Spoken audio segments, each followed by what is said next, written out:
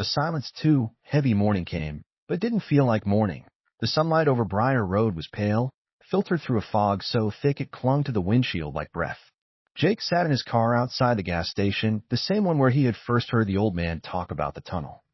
He wasn't here for gas, he was here because he didn't know where else to go. The tunnel was still inside him, not just in his thoughts, inside him. When he blinked, he still saw the walls closing in. He still felt that pounding, on the windows, on his ribs, on the inside of his skull. And most of all, he still heard the scream. It wasn't as loud now, but it was there muffled, as if it had gotten comfortable somewhere deep in his ears. The old man's warning came back to him like smoke curling through an open window. If you hear it once, you'll hear it forever. 2. The vanishing bridge. Jake tried to go back to work. He tried to sit at his desk, answer calls, type reports. But the letters on the screen swam like they were underwater. By noon, he gave up, grabbed his coat, and drove with no plan. The road wound through Old Briar, past leaning telephone poles and dead cornfields. Somewhere along the way, he took a turn he didn't remember taking. That's when he saw it. A wooden bridge. Long, weather-worn, stretching into a wall of fog. It made no sense. There wasn't supposed to be a bridge here. He'd driven these roads all his life. And yet, here it was. Jake's heart hammered. He remembered another story from the old man's rambling. Something about a bridge without a road. People who crossed it were never seen again. Their cars found days later, abandoned and rusted. He put the car in reverse. The bridge stayed in front of him. Point 3. The pounding returns. That night, Jake dreamed of the tunnel. Not the bridge, just the tunnel. But it was different now. He wasn't driving through it, he was walking. Barefoot. His steps echoed off damp stone. He could see his breath in the cold air. And then it came. The pounding. This time it wasn't on the windows, it was on the walls. Something or someone was running their fists along the stone, slamming at it, desperate to get in. Or maybe desperate to get out. Jake woke up to find his bedroom window fogged over, a single wet handprint pressed against the glass from the inside. Point 4. The return to Old Briar Road. He tried to tell himself it was a dream. Sleepwalking. A trick of the mind. But the handprint stayed there until he wiped it away. By the third night, Jake couldn't take it anymore. He drove back to Old Briar Road, back to the tunnel. Maybe, he thought, if he faced it again, it would end. The tunnel waited for him like it had been expecting him. The air inside was damp and heavy, smelling of rot and wet stone. The silence was worse than the screaming. It was the kind of silence that bends around you, smothering every thought. Halfway through, the pounding started. Slow. Deliberate. This time, Jake didn't speed up. He stopped. "Who are you?" he shouted. His voice bounced down the tunnel like it was trying to escape. The pounding stopped. And then, just behind him, came a whisper. Not who. What? Ending the screaming tunnel of Old Briar Road. The night air hung heavy in the tunnel, the kind of air that felt alive, like it could crawl right into your lungs and take root there.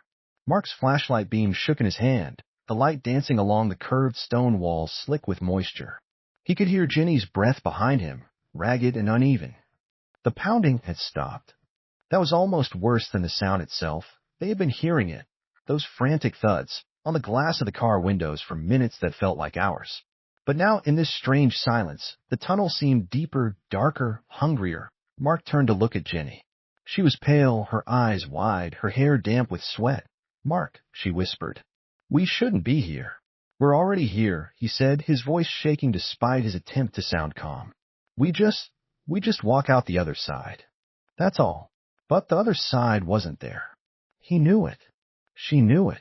The tunnel, once a simple stretch of stone and concrete they had driven through 100 times, was now a place without end.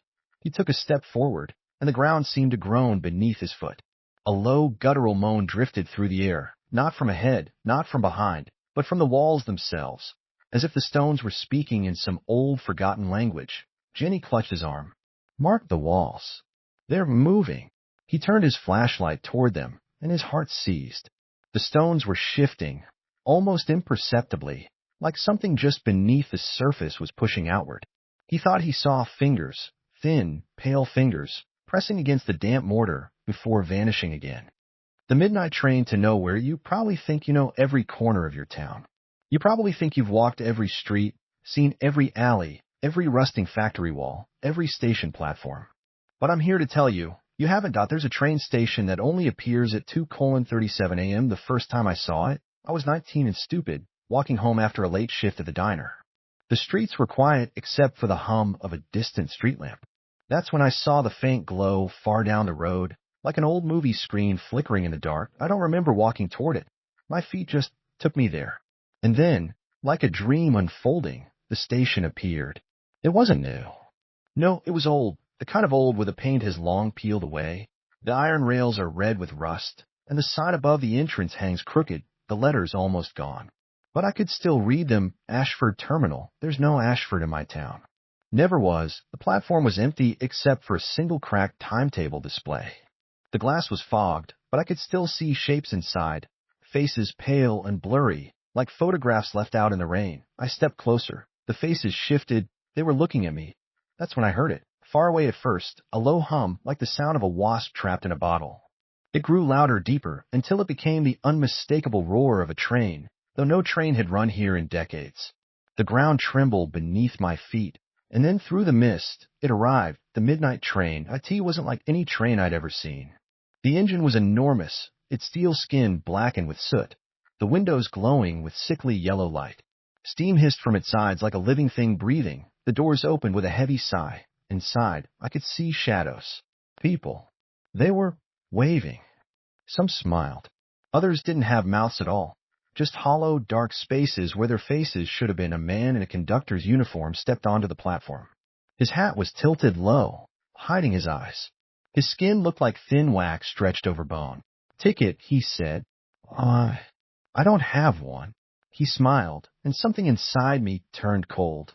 "Everyone has a ticket," he whispered and reached into his coat. When he pulled his hand back, there it was, a small worn slip of paper with my name on it.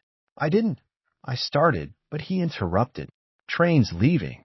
The shadows inside the train beckoned. Their hands tapped the windows like impatient children. For a moment, I almost stepped forward. Almost.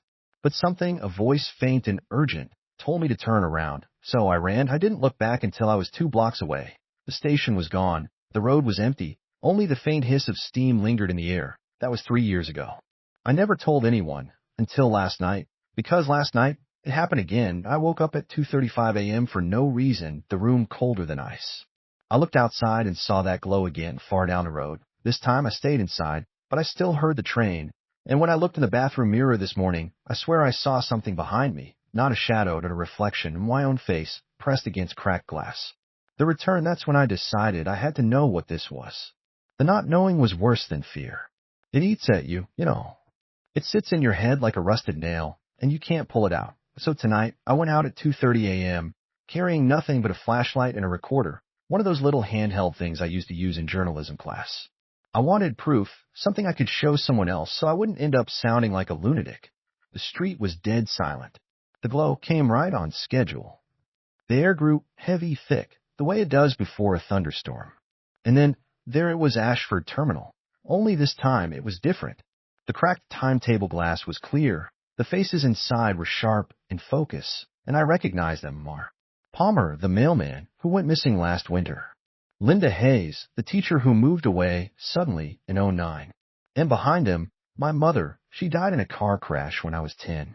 But there she was, staring right at me. The sound came again, that low hum building into a roar. The train slid into the station, just as it had before, but now it looked worse. The metal wasn't just blackened, it was rotting. The windows dripped with something thick and dark, and the faces inside pressed harder against the glass, distorting like wet clay. The conductor stepped out. Same hat, same waxy skin. Only this time I saw his eyes. They were mine. "Ticket?" he asked, holding it out before I could answer. It was the same slip of paper. Same, faded ink. My name, Dot. I should have run. God, I should have run. But my mother's face was in the window. She mouthed something, one word, over and over. "Come." I stepped forward.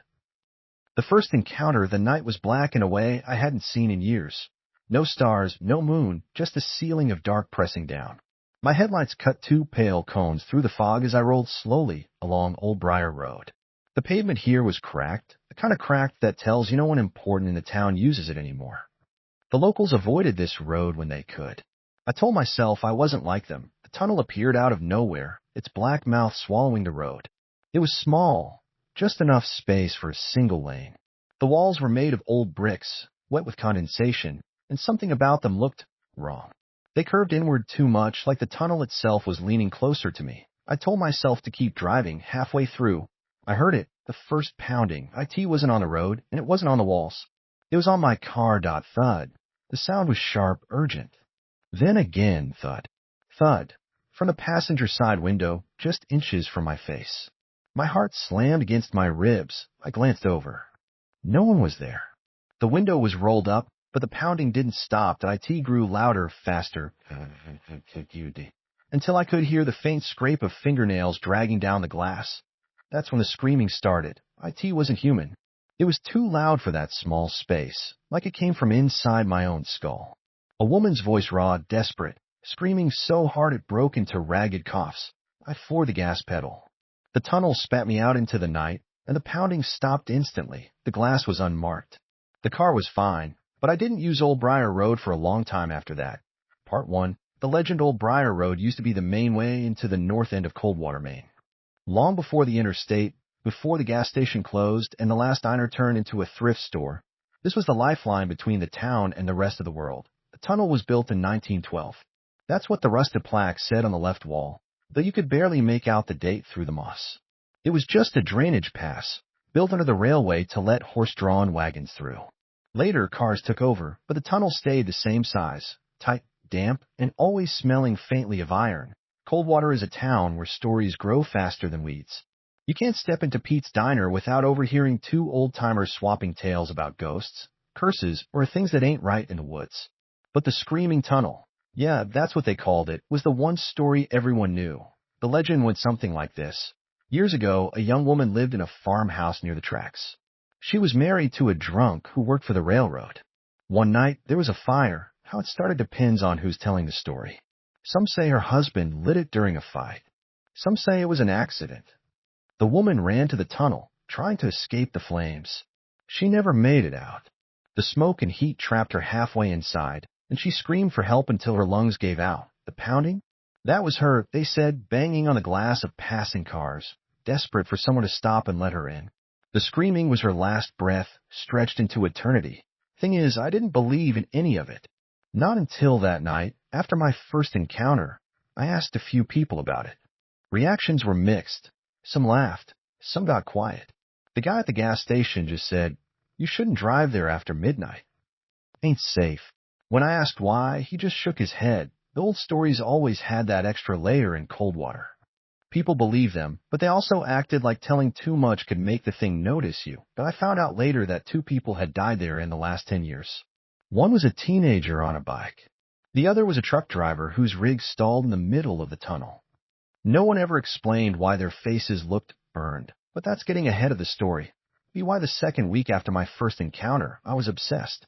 I couldn't get the sound out of my head, the pounding, the dragging nails. I would wake at night hearing that same thud in my walls. My cat, Maisie, started hissing at my bedroom door. It wasn't fear anymore.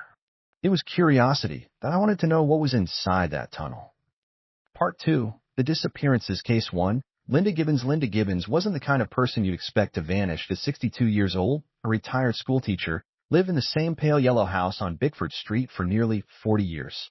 She still had her hair in that old-fashioned, tightly curled style, like she'd just stepped out of a church service from 1985, and she was the type who remembered every kid's name she'd ever taught. On the evening of October 14th, she had dinner at her younger sister's house in Oakwood, a 30-minute drive away. It had been raining all day, one of those heavy, soaking rains that turns the streets into black glass. The temperature had dropped so suddenly that the mist clung low, pooling in the dips of the road. Linda left around 9:15 p.m. She never came home. I got most of this from the sheriff's report, but I also talked to people. You learn more from conversations over burnt coffee at Maggie's Diner than you ever will from an official statement. A trucker named Bob Eastman said he saw her that night. He'd been hauling lumber down County Route 9 when he spotted her blue Buick LeSabre about 100 yards ahead. He remembers it clearly because she was going unusually slow, 30 miles an hour, maybe less, and her taillights seemed to shimmer strangely in the mist, as if they were reflecting off water. Then he saw the bridge. He swears on his life that the road ahead had been nothing but flat asphalt every time he'd driven it before, but that night a long wooden bridge stretched out into the fog. It was wide enough for 2 cars, the planks glistening wet, The guardrails old and splintered. Linda's car drove onto it without hesitation. Bob followed for maybe 50 feet, then something hit him. Not physically, but inside. A deep gut-level dread, like the feeling you get when you realize you've left your front door unlocked and hear footsteps behind you. He said his vision started to blur and the sound of the rain faded away. When he blinked, the bridge was gone. So was the Buick. He pulled over, thinking maybe he'd lost her in the fog. But the road ahead was empty. Just blacktop, slick with rain, stretching into nothing. 3 days later, her Buick turned up in a cornfield 20 miles west, near an abandoned grain silo. The car looked wrong. The blue paint was faded to a dull gray. The chrome trim had peeled away, eaten through with rust. The tires were cracked and flat. The upholstery inside was stiff and brittle, the fabric discolored like it had sat in the sun for decades. But the worst part, her purse was still on the passenger seat. Wallet inside. Driver's license, reading glasses, a half-finished crossword puzzle folded neatly. All untouched, Sheriff Deacon filed it under missing person. Foul play is suspected. But when I asked him weeks later about Bob Eastman's sighting, he wouldn't answer. He just gave me a long look and told me some things were better left alone. It would have been easy to write Linda off as a tragic accident. Maybe she'd gotten lost. Maybe someone had moved the car afterward. But it wasn't just the car that felt wrong. It was what came after. 2 weeks later, Maggie, the waitress at the diner, told me she saw Linda. Not in town, not in the flesh. She said she woke up one night and couldn't sleep, so she went into the kitchen for a glass of water. Across the street, standing under the street lamp, was a woman in a soaked blue dress, her hair in those same tight curls. Maggie swore she was holding car keys in one hand. When she blinked, the woman was gone. That was the first time I started to think the bridge wasn't just a road to nowhere. Maybe it was a road to somewhere else, and maybe, sometimes, people found their way halfway back. The bridge. Not in someone else's story, not in a dusty police report, but in front of me. It was there, where Hollow Creek Road should have been nothing but gravel and dead trees. The rain turned its planks into a shining ribbon, stretching out into mist that had no end. I didn't see anyone driving ahead of me, but I could hear something. Tires on wood. Slow. Steady. I should have turned around. God knows I should have. But the thing about spending months chasing ghosts is that eventually you want them to notice you. I stepped onto the bridge. The wood groaned under my boots, and the air smelled like old riverbeds and rusted iron. Somewhere in that fog, I thought I saw movement. Not cars, but shapes. People walking along the railings, their skin pale and dripping as though they'd been underwater for years. And I swear, I saw Linda Gibbons among them, her keys still in her hand. Halfway across, I realized there was no other side. The bridge just kept going, the mist thickening, until I could barely see my hands.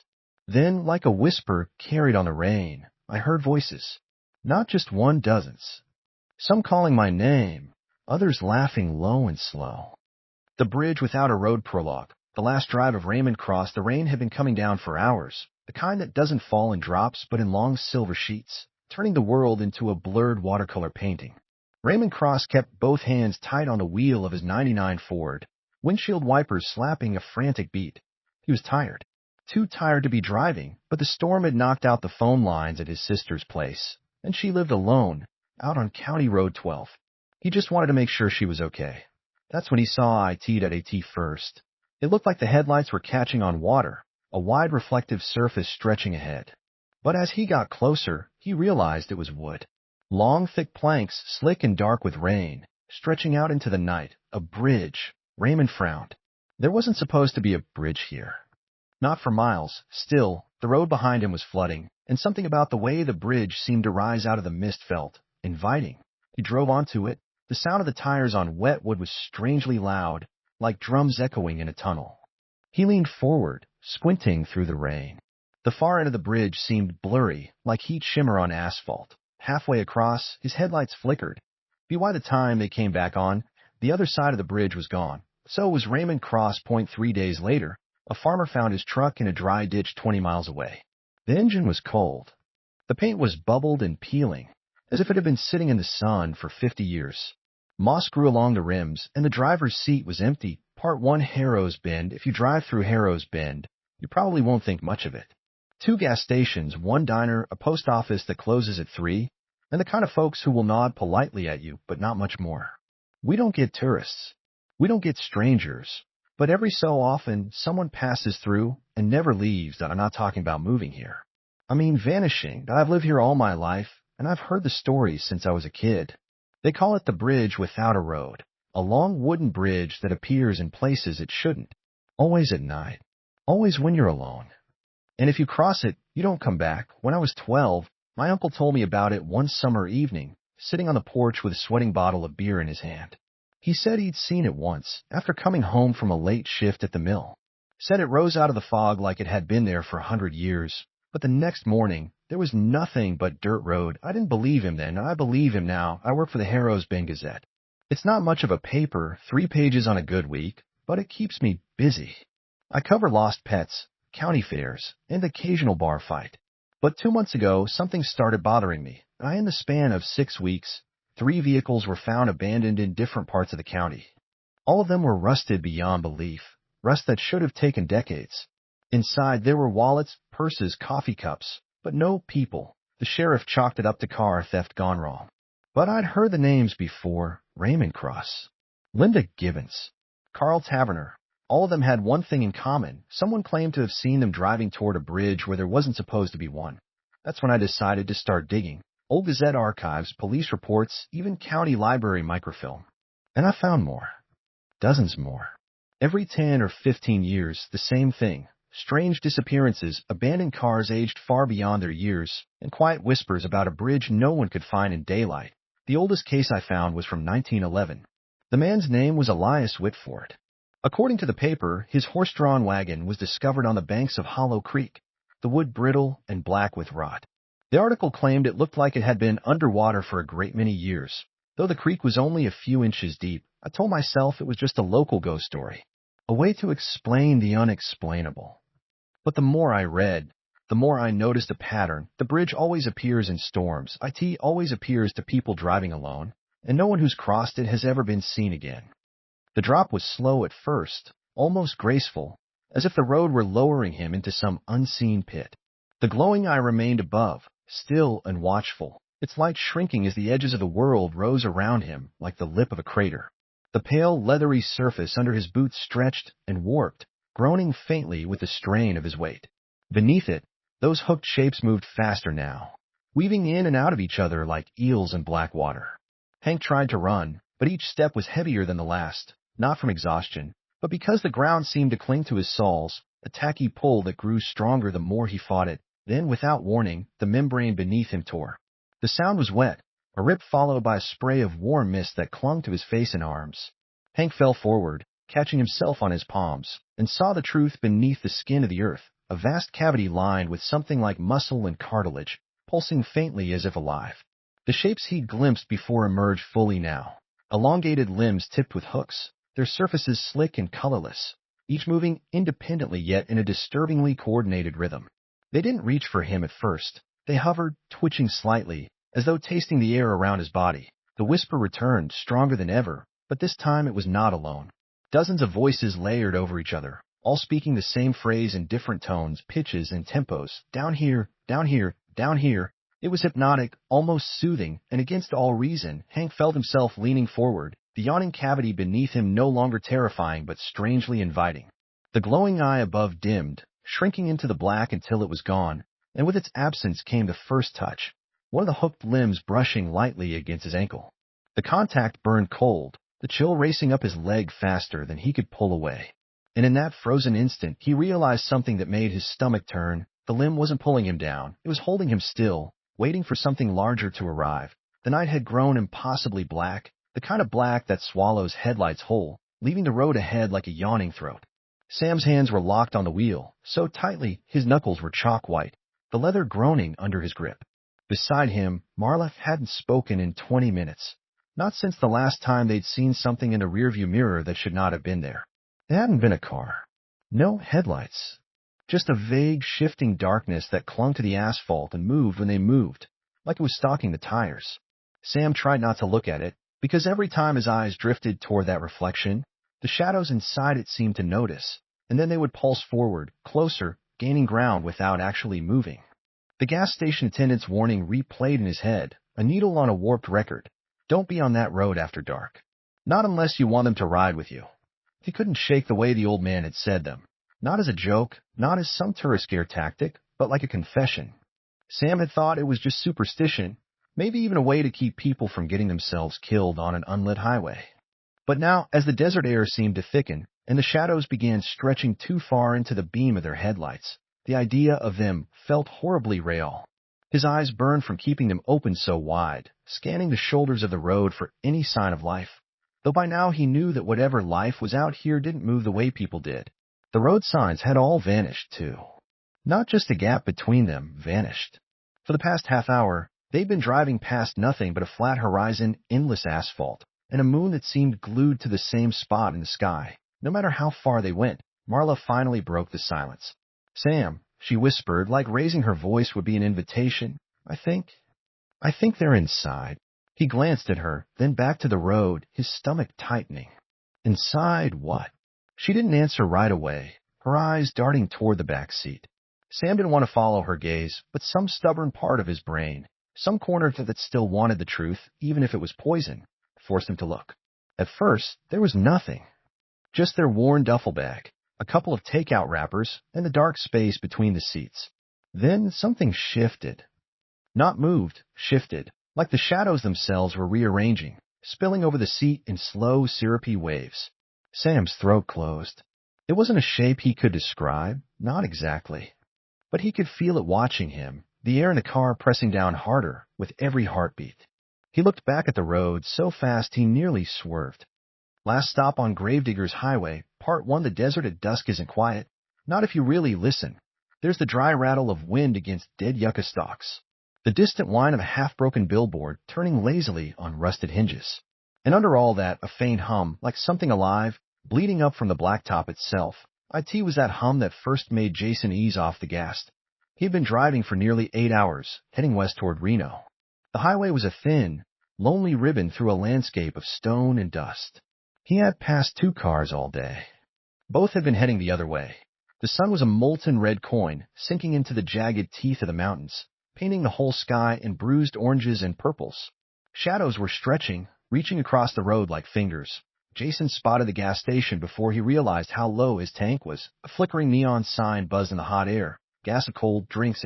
The place looked like it had been built in the 1950s and forgotten by the rest of the world. Paint peeled from the walls in long strips. The windows were cloudy with dust. Only one of the 2 pumps seemed to work, its faded numbers locked in place until you squeezed the handle. They pulled in, cut the engine, and listened. The hum from the road was louder now, almost like a faint, steady chant. But when he stepped out, the sound seemed to vanish, swallowed by the dry desert air. The attendant came out of the shadowed doorway like a figure from an old photograph.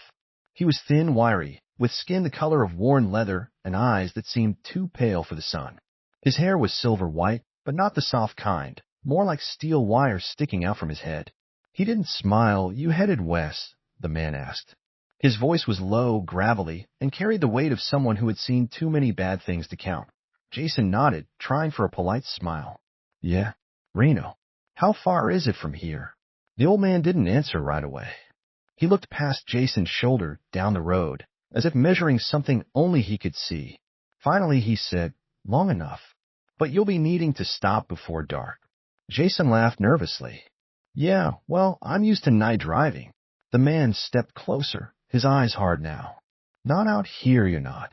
This stretch, Gravedigger's Highway, they call it, belongs to them after dark."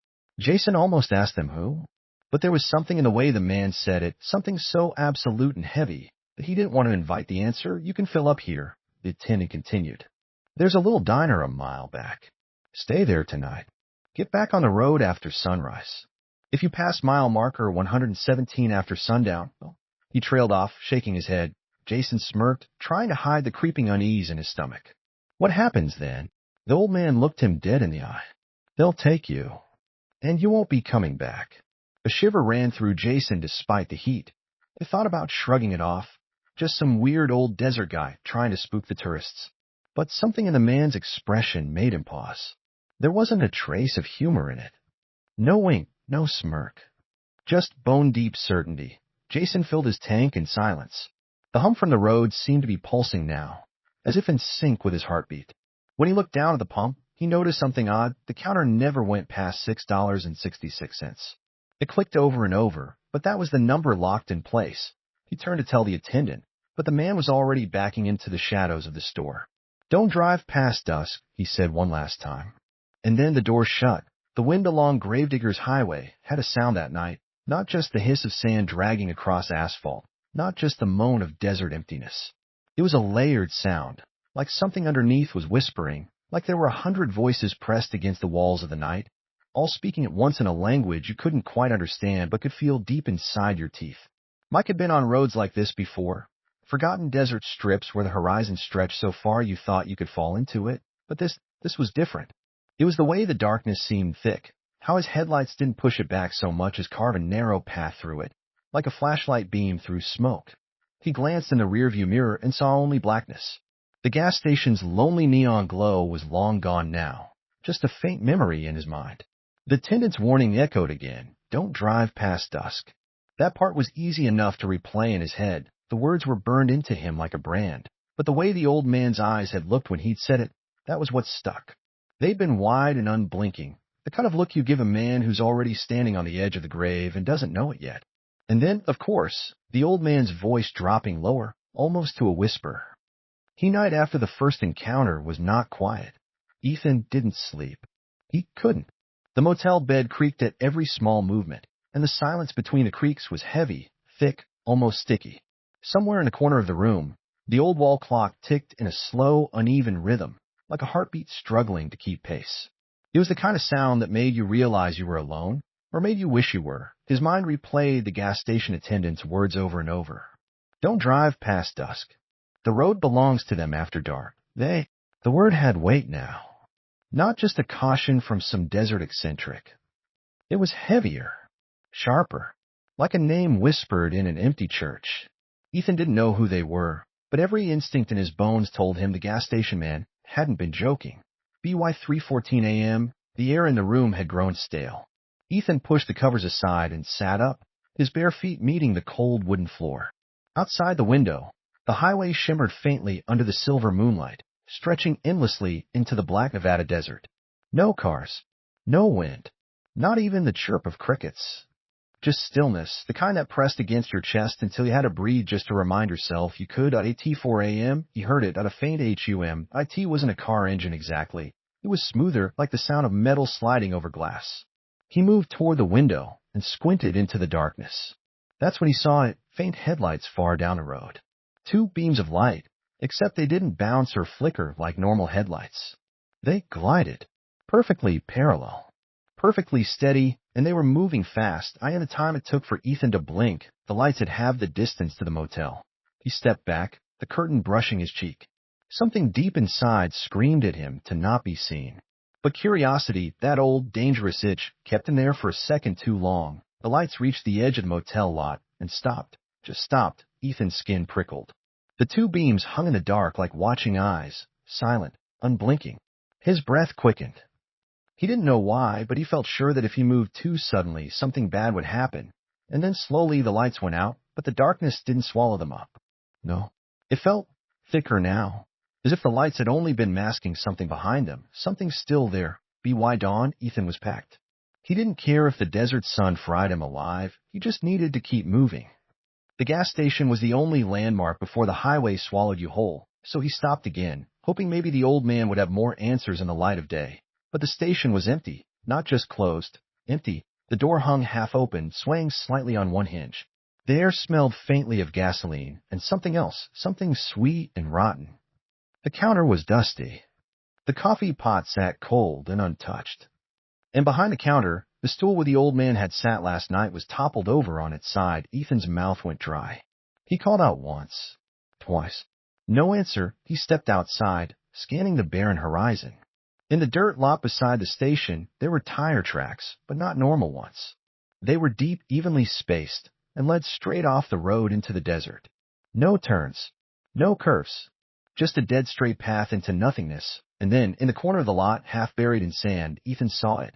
A crumpled gas station attendant's cap. The desert wind rose again, hot and restless, carrying with it the faintest sound, not the rush of sand or the rattle of pebbles, but something more deliberate, like slow footsteps pacing just out of sight.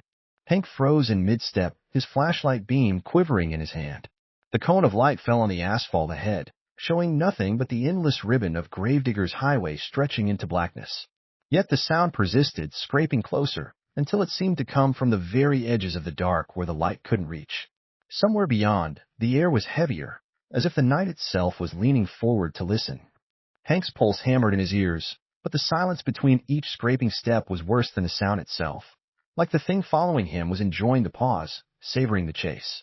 His mind told him to turn back to the gas station, but the instinct that kept him alive all these years screamed not to turn his back.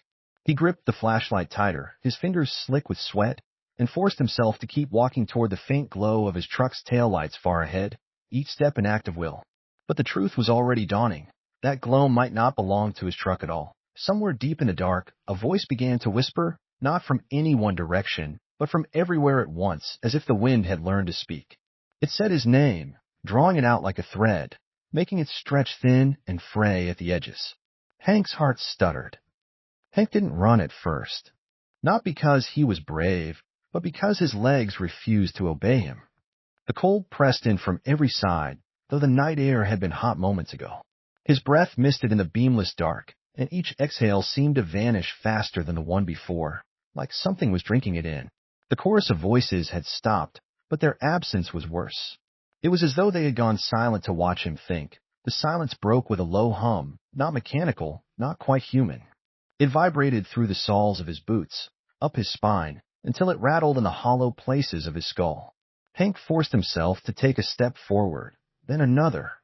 Somewhere ahead, in the black expanse, a single point of red light appeared.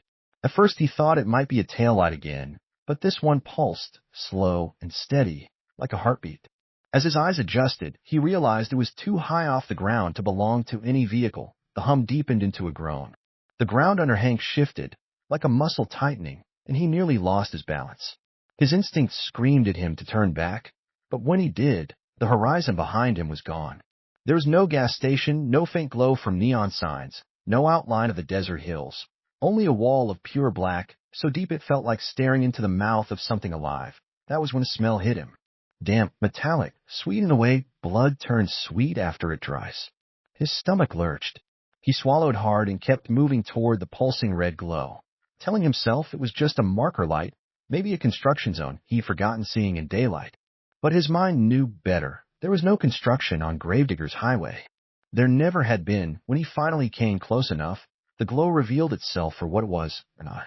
Enormous, lidless, its surface wet and glistening as it fixed on him. The pupil contracted sharply, and from somewhere in the dark came the unmistakable sound of footsteps matching his own, not following, not preceding, but walking with him, matching him step for step.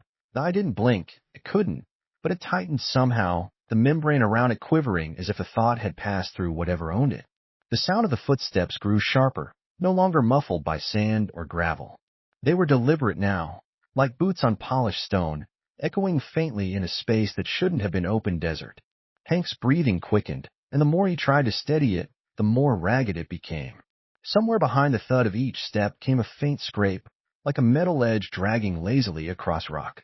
He dared a glance over his shoulder and saw nothing but the rolling black wall, yet the sound didn't stop. It was as if the dark itself was walking beside him, and every time he slowed, it slowed too. Then came the whisper. Not in the air, not in his ears, but inside his skull, curling behind his thoughts. It didn't speak in words at first, just a cadence, like breath-shaping syllables he almost recognized. The longer it went on, the more his mind tried to make sense of it, and that was worse than not knowing. Fragments of language formed and dissolved. Keep walking. Not yet. You're almost. But almost what? Hank clenched his jaw and picked up his pace, but the glowing eye moved with him, never drawing closer, never pulling away. He realized with a sudden chill that he hadn't looked at the ground in minutes, and when he did, the sight turned his stomach. The asphalt was gone. In its place stretched a surface like pale leather, wrinkled and slightly translucent, and beneath it, something moved. Slowly. Rhythmic. Like the rise and fall of breathing, the hum from earlier returned, louder this time, pressing against his ribcage as if the air had weight. And then, impossibly, the road exhaled. A gust of hot, damp air rushed up from the ground, carrying that same metallic sweetness, but now sharper, edged with rot. Hank staggered and nearly fell, and the moment his knees bent, the thing beneath the translucent surface rippled violently. Shapes, too quick to fully see, rolled just under the skin of the ground, long and jointed, each ending in a hook or claw that pressed upward as though testing the thin barrier. The footsteps that had shadowed him stopped. The whisper in his head became one word, clear and final, below. And as if obeying its own command, the ground began to sink.